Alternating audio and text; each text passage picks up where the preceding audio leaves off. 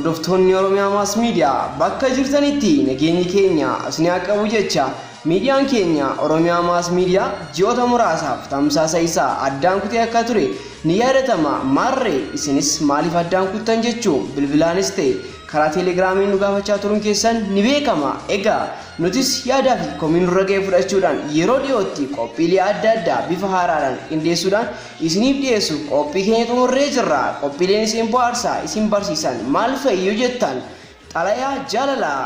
Bakka jirtutti nagaan koo si haa qaqqabu jecha booji'aa koo akkamitti nagaa keeti?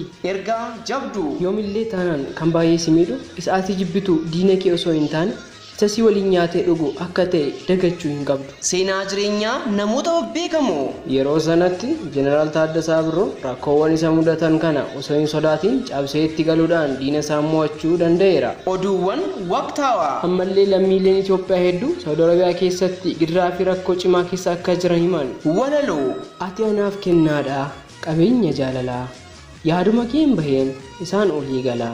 Mudannoo jaalalaa ani dhugaa ishee jaalleen ture. Isheen garuu onnee koo madeessite akka namatti hin dabalamnetti na dhiiste adeemte. Eeyyeen maal kana qofaa gaaffiiwwan baransa qabanillee qabannee isiniif dhiyeessuuf qophii keenya xumurree jirra. Maarree isinis seenaa xalayaa mudannoo jaalalaa fi ergaawwan garaagaraa yoo qabaattan karaa lakkoofsa teelegiraama keenya Duwwaa 965489613 akkasumas karaa tiwiitara keenya Oromiyaa Maas Miidiyaa nu biraan gahuu dandeessu. Warreen chaanaala keenyaaf haaraa taatan immoo anaa dhufu isiniin jecha subscribe gochuun maatii keenya nuuf ta'a isiniin jenna. Bifa haaraan yeroo dhiyootti yuutuubii Oromiyaa Maas Miidiyaa irraa Oromiyaa Maas Miidiyaa.